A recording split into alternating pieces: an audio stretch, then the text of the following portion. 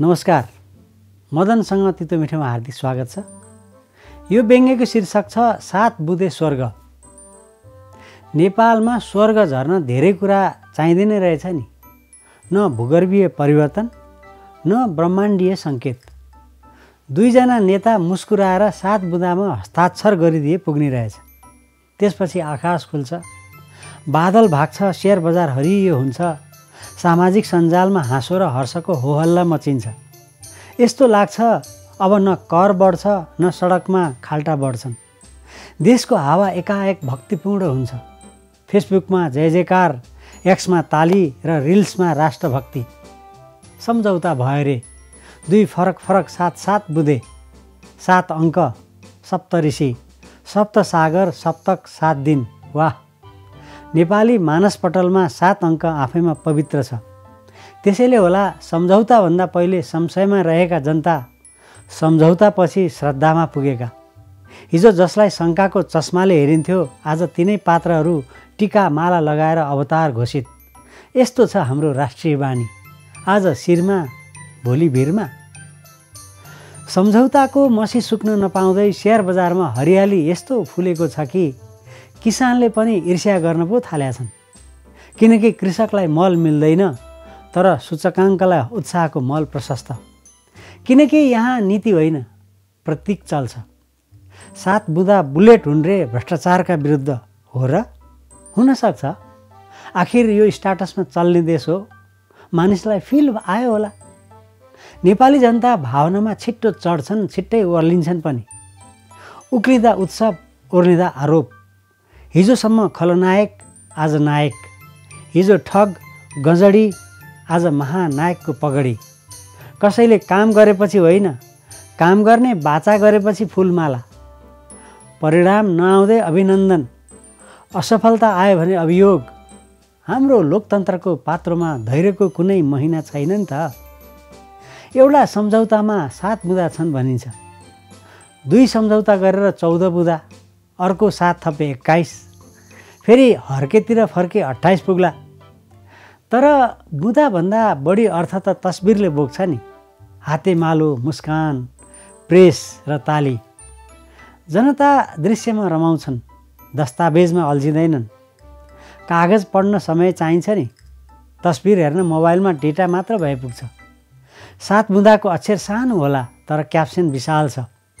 यही हो हाम्रो राजनीति, टेक्स्टभन्दा थम्बनेल भारी। अब प्रश्न उठ्छ, सम्झौताले के गर्यो त? उत्तर सरल छ, यसले खुसी दियो। जनता खुसी भए प्रश्न घट्छन्, प्रश्न घटे शासन सजिलो हुन्छ। शासन सजिलो भए व्यवस्था सुरक्षित रहन्छ। त्यसैले खुसीको व्यवस्थापन नै आजको कुशल राजनीति हो। विगतमा पनि यस्ता थुप्रै बुँदे सम्झौता भए। 10 बुँदे, 12 बुँदे, 14 बुँदे, कति बुँदे। हरेक पटक जनता यस्तै गदगद। खुसी हाम्रो मौलिक उत्पादन हो क्या, हाम्रो आदत हो, हाम्रो संस्कार हो। 7 सालदेखि चलेको बुँदे सहमतिको परम्परा आज पनि अविचल छ। सहमति पालना नभएपछि आरोप प्रत्यारोपमै देशले झन्डै 1 शतक बिताइसकेको छ। तमासा हेरेरै रमाउनु पनि हाम्रो अर्को विशेषता हो। खासमा मिडिया र समग्रमा हामी नेपालीको कामै यही हो। सामाजिक सञ्जालमा होमवर्क गरिरहने, इङ्गेज हुनु, प्रतिक्रिया दिनु, स्टाटस लेख्नु। त्यसैले देशमा कोही बेरोजगार छैनन् है। हरेक हातले काम पाएकै छन्, कोही लाइकमा, कोही सेयरमा, कोही टिप्पणीमा। सम्झौतासँगै धेरै खुसी भए पनि 2-4 आत्मा भने अलि उदास देखिए रे। कता गुन्डु र महाराजगञ्जतिर, खुमलटारतिर पनि खुइया छ रे। खासमा हामीलाई सम्झौताभन्दा समागम मनपर्छ। नीतिभन्दा नजिकिएको क्यामेरा, सुशासनभन्दा साझा प्रेस विज्ञप्ति मनपर्छ। 7 बुँदा पढ्दा पढ्दै 2 बुँदामै आँखा थाक्छन्, तर 2 नेताको तस्बिरमा हजारौँ लाइकहरू पुग्छन्। कागजमा सुधार ढिलो होला, केही छैन, तर क्याप्सन र कमेन्टमा सुधार तुरुन्त हुन्छ। सम्झौतापछि सामाजिक सञ्जाल धर्मग्रन्थ बन्छ। आलोचक नास्तिक ठहरिन्छन्, प्रशंसकहरू पुरोहित। कसैले प्रश्न गर्यो भने भनिन्छ कि धैर्य गर। धैर्य अब राष्ट्रिय नीति हो। प्रश्न गर्नु असहिष्णुता हो, आशा गर्नु देशभक्ति हो। तर्क गर्नु गम्भीर अपराध हो, ताली बजाउनु नागरिक कर्तव्य। हामी सम्झिन मन पराउँदैनौँ नि। हिजो पनि यस्तै सम्झौताहरूमा यस्तै आशा राखेका थियौँ। त्यति बेला पनि स्ट्याटस हरियो थियो, आज पनि सूचकाङ्क हरियो नै छ। फरक यति छ, पात्र बदलिए कथा उस्तै छ, संवाद दोहोरिए केवल दृश्य फेरिएको छ। 7 बुँदा सुन्दा 7 दिनमै 700 समस्या हल हुने आभास हुन्छ। तर समस्या 7 दिनमा होइन, 7 महिनामा पनि होइन, 7 जुनीमा पनि हल नहुने खालका छन्। किनकि समस्या व्यवस्थाको होइन नि, मनोवृत्तिको हो। हामी समाधान खोज्दैनौँ, सङ्केत खोज्छौँ। सङ्केत आयो ढुक्क, काम आयो निराश। खासमा हामीलाई परिवर्तन चाहिएकै छैन। हामीलाई त केवल कुन चिन्ह बस्यो, कुन हट्यो, कस्तो झन्डा, को अध्यक्ष, को उपाध्यक्ष भयो भन्ने कोरा जानकारी मात्र चाहिएको छ। हाम्रो राजनीति पनि मौसम जस्तो छ क्या। आज घाम, भोलि पानी। मौसमले कपडा परिवर्तन गराउँछ, राजनीतिले धारणा। त्यसैले नेता छान्दा योजना होइन, फिल छान्छौँ। फिल आयो भने ठिक, नआए बेठिक। काम पछि, उत्साह पहिले। 7 बुँदे सम्झौता अहिले सबै अव्यवस्थापन रोगको औषधि जस्तो देखिन्छ। रोग निको हुन्छ कि हुँदैन थाहा छैन, तर ट्याब्लेट देखेर आत्मबल बढ्या छ। आत्मबल बढेपछि लक्षण लुक्छन्, लक्षण लुकेपछि उपचार भएको भ्रम बाँचिरहन्छ।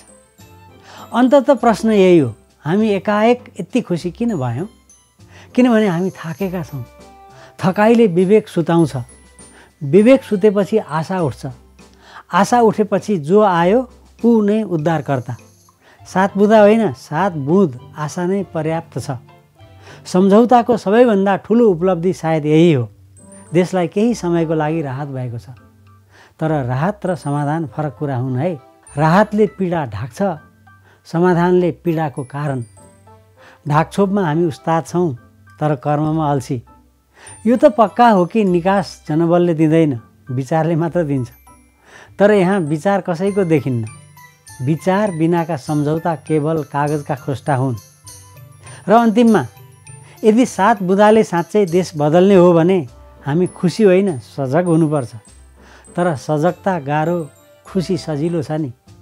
त्यसैले त हामी सधैँ खुसी रोज्छौँ। स्वर्ग यहाँ नउत्रिए पनि स्वर्गको फिलले सन्तुष्ट छौँ। आखिर हाम्रो राष्ट्रिय सपना ठुलो छैन, थोरै ताली धेरै आशा छ। त्यसैले त यो 7 बुँदे सम्झौताले हामीलाई फेरि एकपटक स्वर्गै पुगेको अनुभूति गराइदिएको छ।